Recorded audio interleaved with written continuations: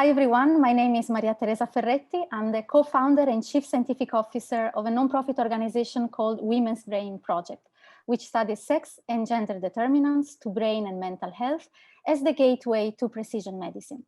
It is my pleasure to be here with you today and to be in a conversation with Dr. Carmela Tartaglia. Carmela is a Women's Brain Project collaborator. She is a cognitive neurologist at the University Health Network and an associate professor at the University of Toronto. Hi, Carmela. We do know that men and women can present differently in different diseases. And so I would like to ask you whether you think part of this heterogeneity that we have in signs and symptoms could also be driven by sex and gender differences. And so really from a healthcare provider perspective and a neurologist perspective, when you have to diagnose Alzheimer's disease, is it possible that these differences might have an impact and it's different to diagnose Alzheimer in men or women? Can you comment on this? I think that's exactly correct. There's one of the most obvious differences that characterizes patients is their sex and their gender. By sex, we mean biological, so males and females. By gender, we mean men and women, the psychosocial. And there's major differences in both sex and gender with respect to Alzheimer's disease. And so I think, the WBP has shown that there's difference in disease frequency, in risk factors, in symptoms, progression of the disease, response to therapy. All of these differences translate into differences in a patient's journey with Alzheimer's disease. In fact, the patient's journey can be really broken down into 3 separate steps, and all 3 of them are impacted by sex and gender. So firstly, there's the recognition of a change in cognition or behavior. Secondly, there's risk. And third, there's a diagnosis. Women can have more difficulty accessing healthcare because of financial and time constraints. As well, signs and symptoms can be very different for males and females. So, women have a longer lifespan and often they will be living alone in later stages of their lives. And, if there's nobody around to recognize their impairments, they'll access healthcare later. As well, both younger and older women tend to be caregivers in our society. And so this is a problem because we know that there's a significant toll on the health when you're a caregiver. And so there can be delay in them getting diagnosis. Women and men have different incidents of depression. And we know that depression can be associated with a higher risk of Alzheimer's disease.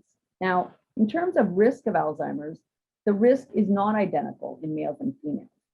There are biological differences, there are psychosocial differences. So we know there are genetic differences with ApoE4, a risk factor for Alzheimer's disease, having a different impact on brain structure and function in females and males. There's differences in immune system. We know that women tend to be more often affected by immune diseases such as multiple sclerosis and lupus. There's the effect of hormones, reproductive health, loss of estrogen as additional risk factors in women. There's sex-specific risk factors such as early menopause. When we think of head trauma, although it's more common in men, the impact and the slowed recovery is more often seen in women. As well, cardiovascular profiles are different in men and women. And so there can be differential effects on the risk of Alzheimer's disease. Now, with respect to psychosocial, this is very important because we know that both education and physical activity can have an impact on your risk, where higher education and more aerobic exercise have been associated with delayed onset. And women, unfortunately, have had less access to education and often do less physically demanding jobs. Again, there are biomarker differences that exist between males and females, and these will lead to diagnostic challenges. So women tend to have higher amyloid burden being associated with a higher entorhinal cortical tau on PET and compared to men.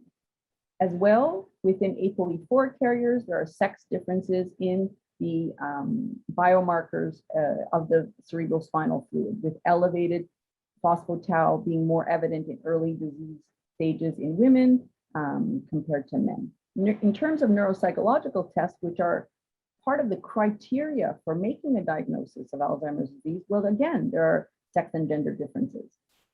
Differences in verbal memory and social cognition differ at baseline between males and females, so you need sex-adjusted scales in neuropsychological tests for early diagnosis.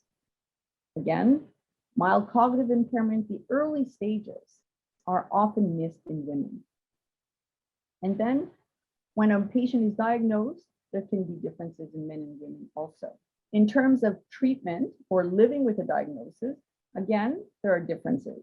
In mild cognitive impairment due to Alzheimer's disease, the cognitive scores worsen significantly more in females than in males. In medications, many trials had an equal representation of males and females, but we know that there's a higher prevalence of Alzheimer's disease in women than in men, so the clinical trials did not reflect this. As well, there's often a lack of attention towards sex differences with respect to side effects, another important factor.